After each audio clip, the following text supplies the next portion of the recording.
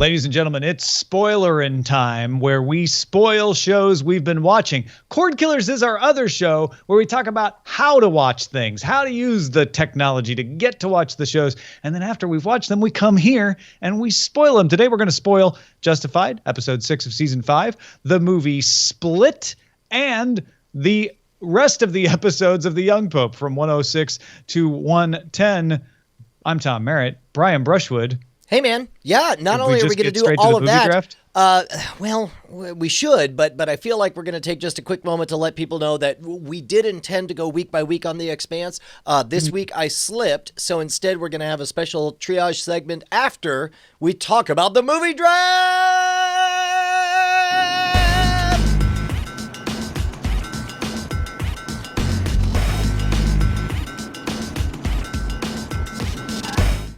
Tom? Brian, I'm putting on a hat. Yeah, okay. So that I may take my hat off to you. Oh, may I take my hat off and put to it yourself. right back on because I'm the winner!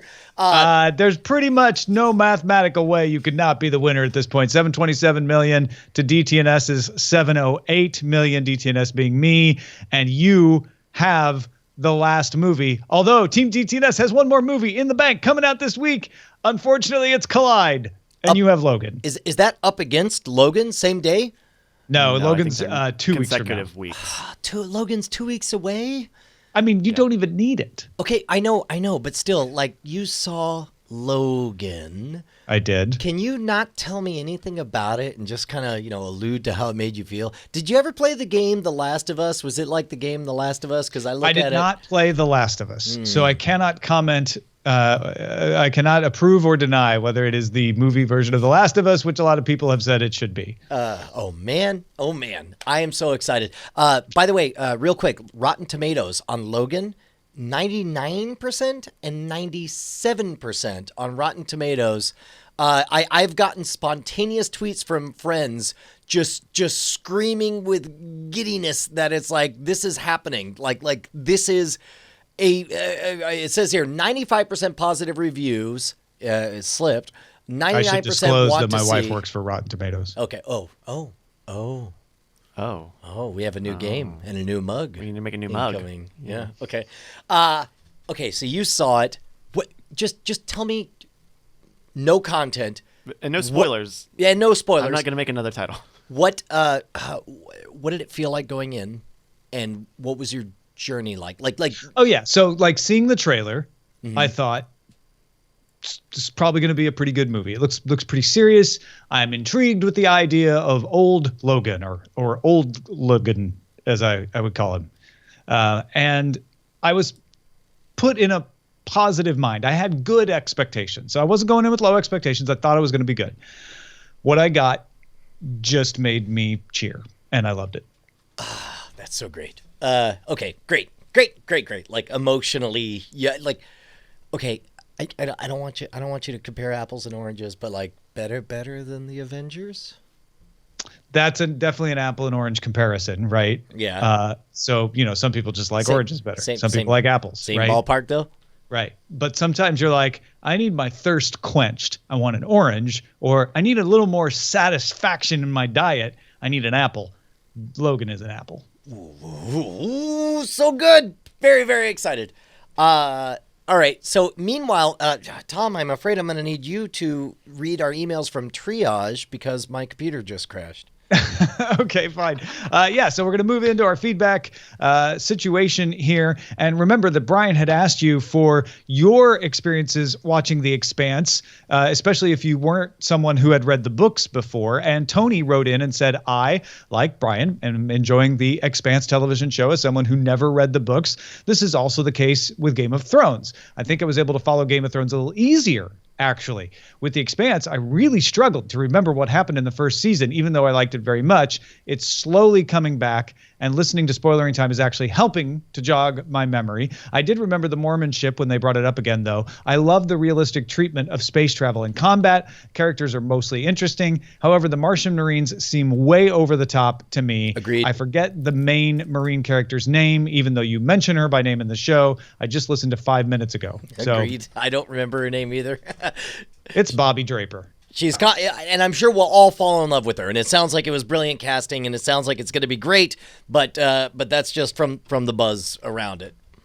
And then Ryan said, I wanted to give my thoughts on The Expanse. I've not read the books, but I'm loving the show. In the last episode, Brian mentioned that Holden's reaction seemed out of place. I disagree. To me, it felt very much in character. However, I do feel that I have an advantage in that I did binge the entire first season 2 weeks before the premiere of the second season. So the characters' motivations are more fresh in my mind than if someone hadn't watched any since last season. Having seen episode 4, however, I don't think that the reaction from Holden was meant to play a big part in episode 3, but was setting up events for episode 4. Yeah, well, I'll find out when I watch it and get caught up, and we talk about it next week. And you're 100% right. I think that I suspect the Expanse of the show, or is a show that will derive a outsized benefit from being binged straight through while everything's fresh in your mind. I think it'll be really, really, really good. All right, let's move on to the young Pope. Now, Brian, admittedly, you still have a few more minutes left in the finale, right? Yep, but you could spoil me at this point because, to be honest, like I felt a heart swell in, like I spent the first 3 episodes thinking it was a House of Cards, and the middle 3 episodes feeling a little bit confused why it wasn't more House of Cards. It felt a little bit Monster of the Week, X-Files. And then the last 3 episodes, realizing as they lengthened the time span and we saw characters and storylines get tied up in immensely satisfying and surprising ways, I realized that it is a meditation on a genuine person who is trying to become Pope and doesn't necessarily know what he's doing. And when he prays, it's not Machiavellian. And when he's having a crisis of faith, it's not it's not that he's been pulling the strings the entire time. It's that he's just having a crisis of faith. And seeing episodes 8 and 9, watching, his spiritual father die and seeing him break and lose it, seeing him troubled by the almost love interest in the early episodes, and really, really troubled by the fact that they took everything from the place except for the picture of him and the baby, with all that awkwardness. It just all felt so human. And episode 9 was the one where he sent the incompetent alcoholic to investigate. And Jude Law's barely in the episode. It's all in New York. And instead, you see him succeed beyond all doubts. And the best part is you're left with the impression that he never meant him to fail, that he just felt like it was right to send him. And it turns out he's right. That leads you to think, well, maybe he is the divinely inspired choice for the hand of God. Lenny's justification, which I think maybe is in episode 3 or episode 10, is that he knew that the priest that he sent was molested as a child. And he knew, so he would have insights. Right. Like, you're going to make sure that the right thing happens to this guy. Well, and he compliments him by saying, you turned your fear into anger. Like he did it as much to help Gutierrez confront his fears as he did to actually prosecute the case. I gotta tell you, I thought I loved it for one thing at the beginning, and I thought I was going to enjoy that weird, I guess we'll call it salacious feeling, the entire way through. But instead, I just adored it for being exactly what it was. For example, I thought during the water episode that it's like, oh, this chick gonna get her comeuppance. The episode in Africa. Yeah. Like I thought that was a straight up monster of the week. He's gonna use his Pope powers to strike her down, and instead he was politic and navigated very human nuances and gave a largely, inspiring message, despite the fact that it's really kind of a messed up situation with the way that chick's running things. It felt, I don't know, there's a sweetness and an authenticity that I did not expect. Now, maybe the last 30 minutes of episode 10 undercuts all that, but I want to hear about it. Well, okay, but also going back to the Africa thing, he then does exactly that and divinely kills this woman. Okay. Well, he stops in the rest stop in Italy and prays, and then she is killed. At that exact time from... which They sort of imply. Well, they don't imply. It just seems so coincidental that you wonder if something got left and it's very clearly choking on the water or stuff. Well, I think that's what I love about this is they started.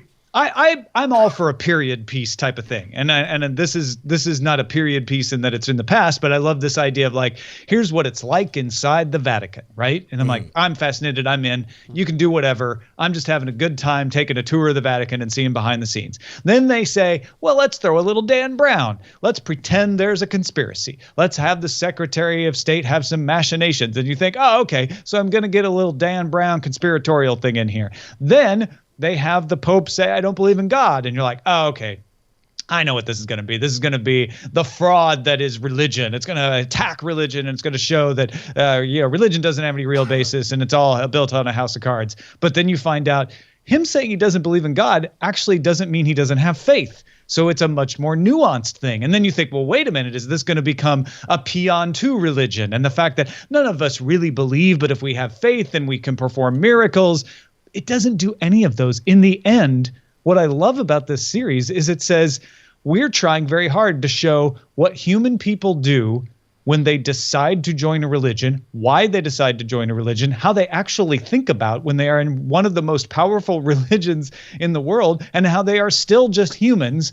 And these things that you as a viewer, just like in real life, can decide, was that a miracle, a coincidence, or is there a scientific explanation for it, right? We as a show aren't going to dictate that to you. And the people within the Catholic Church in the show interpret it as a miracle the way they would in real life. And it's just so, it's not perfect, but it's so elegantly done in that way that it leaves it up to the viewer, but not in a way where you feel cheated. Yeah, well, and that same theory, that Rorschach aspect of the show extends all the way to the characters themselves. Like at some point, you kind of see the what is he, the Prime Minister of the Vatican or whatever, the Secretary of State. Yeah. Mm-hmm. You see him come to grips over time with who this Pope is, and it's clear that there's no more struggle. It's clear that whatever their relationship is, they've moved beyond that phase. Yeah. And like that moment when they go to Africa and there's the standoff over the selfie pics and stuff, and he explains how it is and isn't going to be, and he's so politic and he's advocating on the behalf of the Pope. He's not trying to sabotage the Pope anymore. It just and you see the same thing with Zephram Cochrane when he's dying. When he died, I totally cried. Yeah, how's he gonna invent the warp drive now? Yes, I mean, but hot damn, I love the fact that I don't know what to make of it. And I love the fact that, yes, it's over the top. Yes, it takes itself so seriously. Mm-hmm. And yes, they got these long, lingering shots of chicks with blood letters drawn on their naked boobs and whatever. All of that. Just let it be what it is and enjoy it for its own wacky self. Hot damn, have I loved it. So should we talk very briefly about the end of episode 10? Because Brian doesn't know the entire second half of that episode. I don't know. I was going to say that, is it worth saving? Should we come back and do a footnote to this? What I was going to say was I wonder if one of the reasons that it feels so human is the fact that they do these self-indulgent shots where you actually look at something and go, I don't really even know what this means, but it's sinking me into the universe more. And so when they do show people as human, it's not boring because you just, and they never do the same trick twice. You just showed me this really surreal thing, like the Pope crawling out of a mound of babies or actual protesters with the, protest messages painted on their naked selves. And the last example of that, Bryce, and this is where I'm going with this, is at the very end of the episode 10, where he has decided to go to Venice to give his speech about the canonization of the saint. Mm-hmm. He is standing in the crowd, and as he's giving this speech about love, and everyone is smiling, and he's finally giving a positive message. It's and he's saying, and gentle. He basically finishes by saying, God is smiling, in much more eloquent words. We see two old hippies in the audience that very much are dressed the way we usually see his parents in flashbacks. This is all through It like a little pans- telescope or through little binoculars. Okay. Right, that's right. The Pope Pius XIII is looking through a telescope that was given to him by Gutierrez, actually, as sort of a toy present of a type. He moves past, then he goes back, and when he sees them, they are his young parents. And then it cuts away and cuts back, and they're old again, and then they turn around and they start walking away. Yeah. And it's that combination of the surreal thing, like how could he really have seen them, but also this, should you interpret it as it's just two people who kind of look like his parents in the audience, or was it actually his parents in the audience, or is it totally in his imagination? So normally when I use this phrase on just about anything, it's usually code for I think this thing is garbage. But I keep coming back to it, and I mean this in all sincerity as something wonderful. It is a series of meditations on the expectations and the reality of what it means for a human being to enter the politics, the position of power, the authority, the crisis of faith. It's a collection of short stories expressed in a pastiche of visual stuff. And I sound like I want to punch myself as I'm saying these things. I mean, you're saying. I mean all of these things, in a yeah. good way. Like I adore it for what it is, and I'm so thrilled to hear there's going to be a second iteration of it. So can I share my theory about what I think season 2 is going to be? Sure. Yeah. Well, So- and real quickly, Brian, just so you know, after he sees the parents, he basically suffers a second attack and falls down. And we don't know how he is at the end of this. Second attack, his first being which one? So the first, he's with Gutierrez, right, Bryce? When he has like the sort of like, it's in the same He's- episode. Yeah, where he's like, it gets like lightheaded or dizzy. And, Okay. Yeah. Okay. Got it. So he does it that again. implies- He walks off so that it kind of looks like the crowd can't see him, but like right under, he's in front of this ledge. Right under this ledge, he's like fallen back, and whether he's alive or not is in question. yeah, the Cardinals catch him and they all look worried. So I think in season 2, at the very end of this season, there's a lot of talk of, oh, you're a saint, you're doing miracles.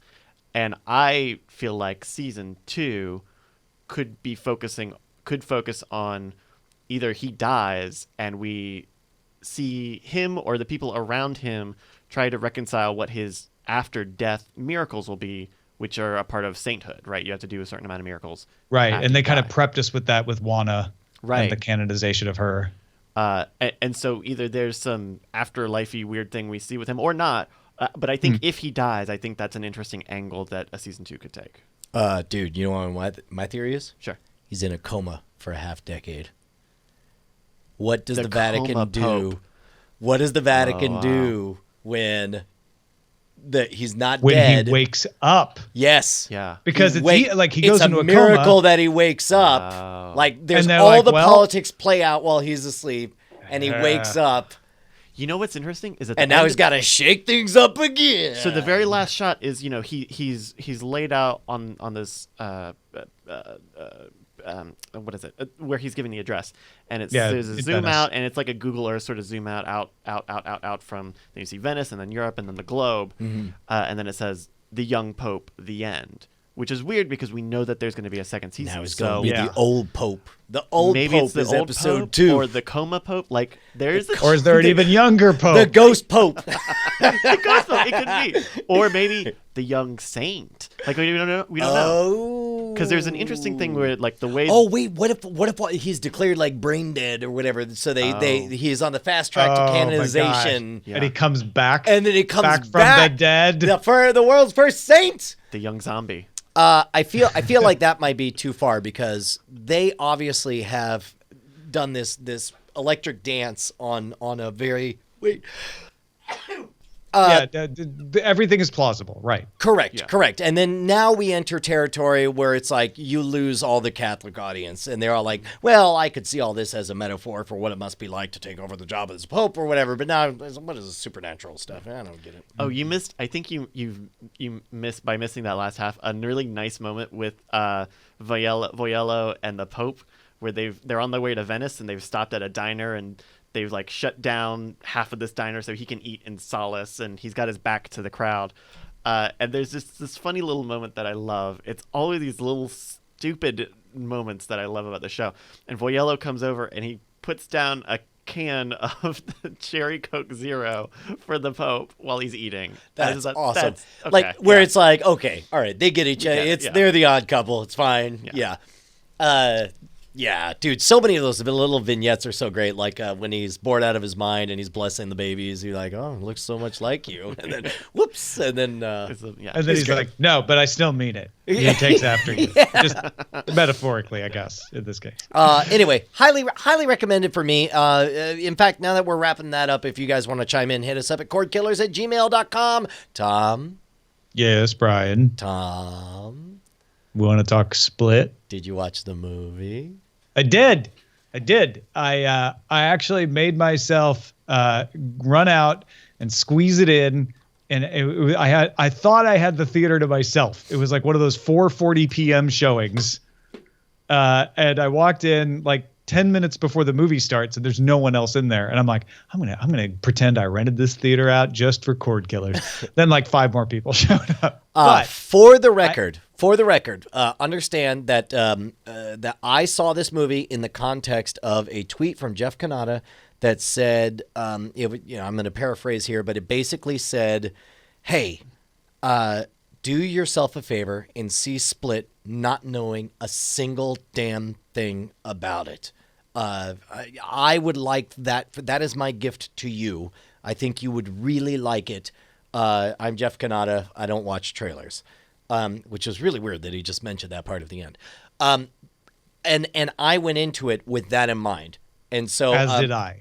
In fact, I was playing it up so much that I refused to watch the Finding Dory cold open because it had the word Split in there. In the headline. And you didn't even want to know why the Split part wasn't relevant to the rest of it. And by the way, we're telling you this now because if you have not heard anything about Split, it's an M. Night Shyamalan movie. If you've ever enjoyed anything by M. Night Shyamalan, I highly recommend you stop right now. And I want to give you the same gift that Jeff gave to us. And now we're going to talk about opening up that gift. So yesterday, I was talking to my sister-in-law's husband, and I said, "Have you seen Split?" He's like, "I don't really like M. Night Shyamalan movies." I'm like, "Well, it's like his older movies." And he's like, "Well, what do you mean?" I'm like, "I don't know. Did you ever see Unbreakable?" And he's like, Yeah, I liked that." I'm like, "So if you liked that, you should watch this." That is as close as I could get to making sure he would maybe see it without explaining why. And also checking, which unfortunately I didn't let anyone check with me on that. And I have not yet still seen Unbreakable. Okay, yeah. And what I love about that moment is that, like, in order to recommend this movie properly, you need to learn how to act. Like, you can't recommend the movie properly because what you want to say, the big spoiler is, holy shit, 13 years after the fact, they made a sequel to Unbreakable and didn't tell anyone that it's a sequel. That's amazing. Yeah. That's amazing. Yeah. So I watched this movie, and at the very end, I see Bruce Willis show up, and he answers the question, Mr. Glass, and I'm like, oh, okay. So this is alluding to something that I haven't seen, but this was a really good movie anyway. So I go home and I call Brian, and Brian's like, "Well, how about that last scene?" And I was like, "Yeah, I meant to look that up. What is that about?" And I felt like the pit fall out of my stomach. I was like, oh, well, and actually it wasn't that bad because I knew that there was something about it that I was not going to get until the very end.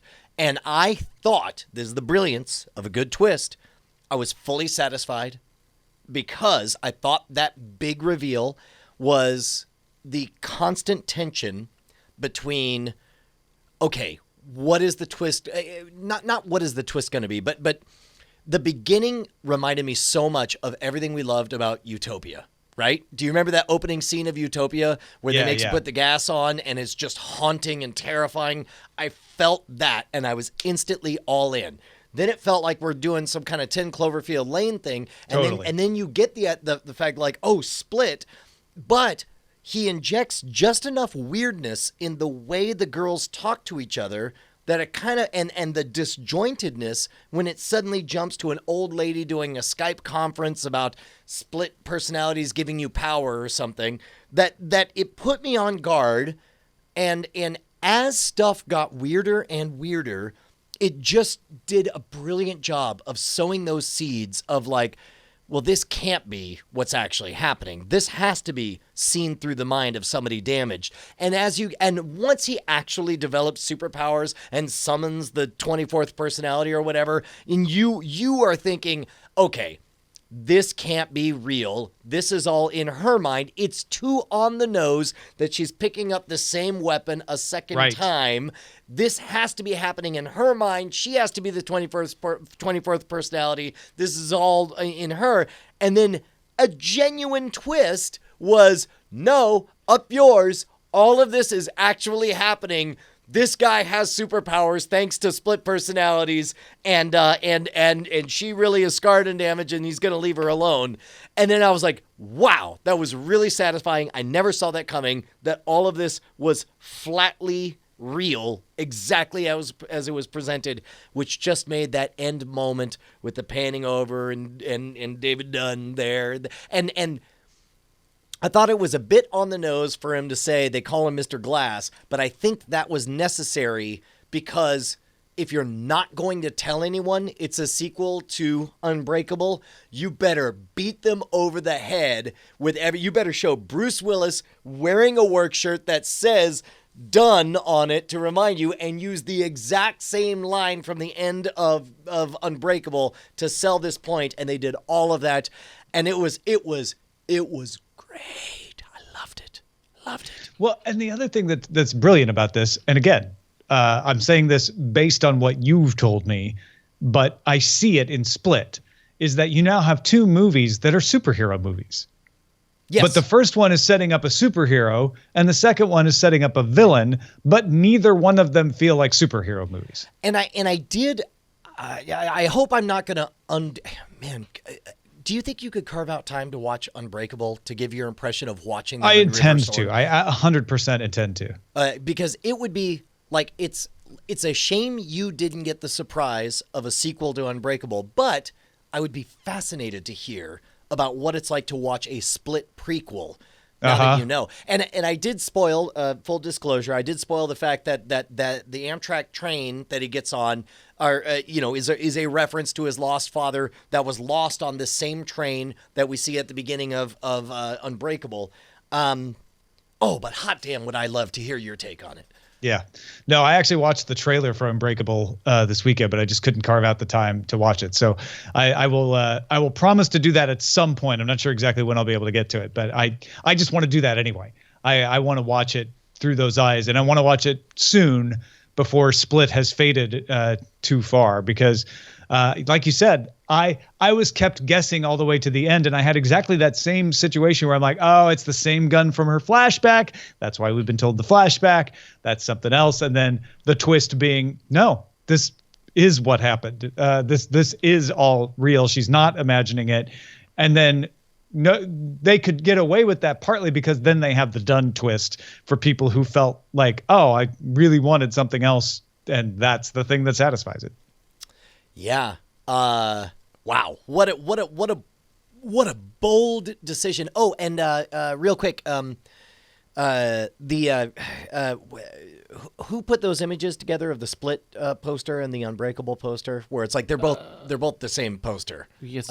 Really? Yeah, they're both shattered glass in almost in almost a matching pattern, like side by side. You look, and it's like. Again, here, take a look at this and tell me. They have the same motif. Sure, that's what I'm saying. Like, well, yeah, I don't know. There's Unbreakable and Split, like these angles don't. No. I'm not saying they're two halves of the same thing. Sure. Samuel Jackson is not in the Split poster. I am saying Sure. that they laid in front of us a significant clue that made sense in the revelation. They put 2 and 2 in front of us and convinced us it was 5, and then they revealed the truth 4, and that's my favorite magic trick of all. I love that one too. All right. Shall we then move on to Justified, episode 6 of season 5? And my favorite moment in this episode, you mentioned earlier because you had just watched it when I called you, is that we have a cell phone call, which happens all the time in these shows, right? Hey, I'm over here. Yeah, okay. Well, here's the orders, and they can't get reception. They can't hear each other, and so there's miscommunication because his signal isn't very good up there in the holler. Yeah, well, which you would expect in the holler, because I've done shows in those areas, and you never have signal.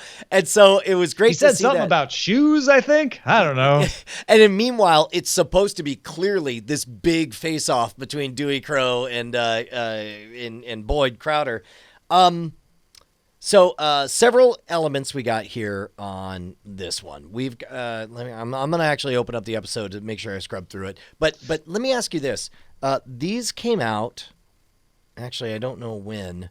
No, 2014. Did these come out? Well, this one's Kill the Messenger came out February 11th, 2014. So almost 3 years to the day. Was this was before or after the Orange is the New Black? It was around the same time. Yeah. Really? And they've got that same look when Ava goes into Gen Pop, don't they? I thought about the same thing. And one of the actors is a Orange is the New Black actor as well. It is a very different experience watching that scene. I bet that scene had a lot more teeth in a pre-dramedy Orange is the New Black world where it's just like, oh, yeah, they're all getting along and all that stuff. Yeah, Orange is the New Black came out in 2013, July 11th, 2013. So first season was out when this episode of Justified aired, and some people had watched it, right? It was fairly popular, but probably not everybody watching Justified had seen it. Yeah, interesting. Well, I'll tell you this much. It was a good twist to see that she was not protected and to have the new bad guy being, the true racist or whatever.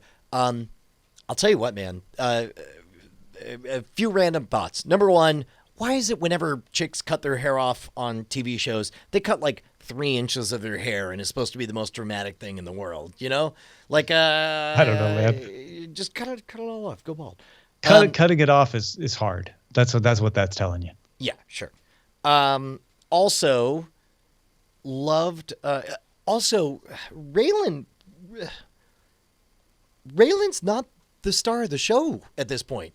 To me, he's a robot, and even though it begins with Art punching him in the eye over what seems to me a fairly insignificant, inconvenient transgression on his part to allow actual justice to be dispensed. I think if you're a marshal, that's pretty bad. Like you were an accessory to murder. That's fine, but they certainly have not made us, the audience, feel like that was a terrible bad thing. Not in the way that The Shield made us feel like Vic Mackey's activities were super bad in that moment. Okay, that's just a difference of opinion because I definitely am getting the fumes off of Art about this, built on top of the money problem earlier. Art's getting tired of covering for Raylan. Yeah, but also Art's on his way out, and also Raylan did the right thing. And also, why did they change? Raylan did not do the right thing. Wait, no, he did. Maybe he achieved the right ends, but the means justified the ends, which is not the martial way. Okay, but explain to me how the ends justified the means. I got that backwards.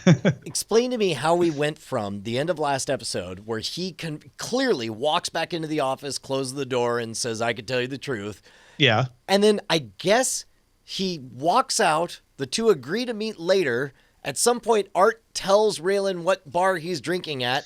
And I guess I was a little unclear on why they were both at the bar. So that he sort of was either it was like Raylan just wandered in there by accident. Oh, hey, Art. Or they set it up, at which point I guess Art just got tired. Like, I got nothing to say. I'm just going to punch you in the face then. Like that part was a little weird too. But this could threaten Art's retirement.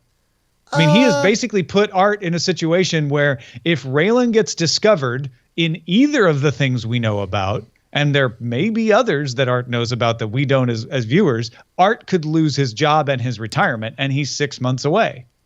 Okay, if that is the angle that we should care about, probably you could have dropped a few more hints about how excited he was about retirement so that I'd feel like... They've dropped tons of hints. I don't know what you're talking about. It's mentioned every episode. They dropped hints that he is retiring, but I always felt like this is somebody who loves his work who's now being played off the stage. But I don't need to be told that when someone's near retirement, they don't want it threatened. I feel like that's fine. It would be putting it too on the nose to have him every episode going, I'm so excited about my retirement. I almost felt like it was too much for them to keep bringing it up. Yeah. All right. Fair enough. Okay. I could see that. But at this point, I don't know. I'm not over. I find myself the least I've been committed to Raylan since I really felt like I came to know him. The least I've been committed to Art since I came to know him. The most I've been invested in Boyd Crowder by a lot. This is a guy who has almost nothing, and I hated the Crows this entire episode until suddenly they were foot soldiers of Boyd, and they were okay in my book. I hated, they made a very good job of making me individually hate each one for incompetence and arrogance and doing it. And instead, Boyd just says, ain't a lot of money in shutting you down. How would you guys like to work something out? And blah. Yeah, the Crows are all in his face, right? What are you going to do about it? I don't know. Hire you? Yes. Like, it was great. Let's figure this out. Let's make it happen. And then shuts down the person who double crossed him, right? Yep. Like that was almost too clear cut. I'm like, really? You go to a guy and you pay him to protect Ava, and then he doesn't expect you to come back at him in any way? Like that seems surprising, but it was worth it to get the Croyder team up. By the way, that twist is totally foreshadowed just 20 minutes earlier when we have the moment that while kidnapped, Carl, is that his name? Carl's sitting there covered in duct tape and bloodied bruises from the younger of the Crow brothers, and Raylan happens upon him. And then without batting an eye, realizing the only way he gets out of this without a fight happening that he doesn't get to deal with, he says, nope, we were having sex. It's our thing. We have mutual interests. Guess we should have agreed on a safe word. Yep. Sorry. That was, and then meanwhile, like Raylan instantly sees the wisdom of what's happening and then phrases it and then, states it flatly. And then Carl's just like, hey man, I ain't a fortune teller. I don't know what the future holds. But what say you cut me out? We call it a day. Well, and every party, like, it's the only solution, right? Is every party gets to walk away at that point. I mean, Raylan would have rather arrested them. I get that. But he also didn't want to necessarily get in a shootout with them. And so this is it's such a beautiful piece of negotiation where it's like, you're not going to dispute me because then you have to deal with Raylan. Yeah. You'd rather let me go than deal with Raylan. And Raylan's not going to dispute me because he can't. Like, if we both agree, then he's got nothing to talk about because we'll both just say, well, of course I was tied up. It was consensual, et cetera, et cetera. So it's such an elegant way to cut through that knot. And you're absolutely right. I hadn't even thought about the fact that it's a micro version of what Boyd does later. Exactly. Like it's clear that they're on the same page and that dude, Carl's the ones to watch. He's the new Win Duffy as far as I'm concerned. Oh, speaking of which, we do get a quick setup scene of a new vector on the Win Duffy side of things. I'm not entirely sure what all of it means, but it's clear that they're working on a partnership. Well, we're setting up pieces for the Johnny exchange, right? Yeah. And that's also a nice. There's a lot of elegant negotiating happens in this, and we meet the Mexicans who are going to be the new suppliers. And of course, that's a cool thing that we've got a Korean who's Mexican, and that's a little part of this whole racial tension and explanation that happens in Harlan. But the main thing is they're going to have to go down and meet to do the pickup. And so when Boyd calls the guy who got double crossed, who was going to hand over Johnny, and then his own people turned against him, he has to figure out a way to tell Boyd without getting discovered that he's telling Boyd that he's been double crossed. And so he comes up with that ingenious, like, remember that last time we did a business deal? It'll go just as smooth as that. And of course, that was the time that Boyd double-crossed him and stole all his pot. Well, and I think he specifically says, make sure it goes just as smooth as that. So it ascribed agency and intention on that as well. By the way, Perfect Face for Radio in the chat says, is Boyd the 100 Eyes of Justified? Oh, no. He's the Genghis Khan of Justified. He is the real star of the show. Yeah, absolutely. Yeah, maybe the Carl guy is the 100 Eyes. Yeah, no, Carl is fascinating. Every scene he's been in, I think, has been really, really strong. Enjoying it a lot. I did like. I liked how powerful that opening scene was of the open intimidation of the caseworker. And yes, she's a flawed character. She's, dirty in that she's planting drugs on people to get the kids. She uses the ends to justify the means. She's also smoking dope and drinking booze and all that stuff. But you see some unfair tactics and some crude thug-like behavior on the Crow clan's part that really made me hate them all the way up until they became under Boyd's control.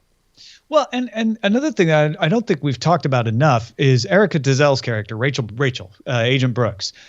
She has slowly been taken over as Raylan's best friend. And when they volunteer to go count bullets because Raylan really just wants to ditch, she goes with him and doesn't. He hits the basement button. She's like, "Why'd you hit the basement button?" She's like, "Because you're going to go count bullets." He's like, "No, I'm not. I'm going with you." And she doesn't just go with him to keep an eye on him. She goes to back him up. Yeah.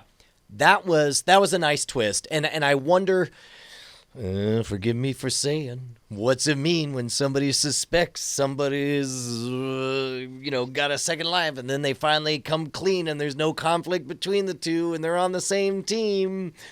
You trying to play matchmaker here, Brian? No, I'm trying to say noble sacrifice upcoming in 5. Yes. No, absolutely. It could be. I'm not even going to look to see if Erica Dizell is still in the cast for season 6. Who knows? Yeah, who knows? We'll see. Yeah, okay, so on that vein of we're setting up things, I can't remember the Crow. Is it Daryl, the one who shot the guy from Florida? Danny? Is that the one? Or is it Danny? There's Danny and Daryl. Let's see. The one who tells the young one to not talk about the fact that he shot. The truly evil thug. Yeah, that's the one. He's the one that did the woofing and ran poor man's Ava off the road. Yep. And so I feel like we've really been setting him up for some kind of reckoning. No. To be honest, I feel like it's Jaime Lannister. We hate him so much that he's the one who's going to be spared, and it's this older, more reasonable brother. Is it Jaime or is it Jaime's son? Joffrey. Yeah. No. I think it's Joffrey. Yeah. Personally. Could be. Also, it's Danny. You're right. Danny Crow and Kendall is the kid. I feel like I just hate him so much that they're going to guarantee to shove him in my face, and that we're going to lose the reasonable one who is a bully but knows how to make it work. But anyway. All right. Well, either way, whatever fate they meet will be justified. No points on that one. See you next week. It's wedged in.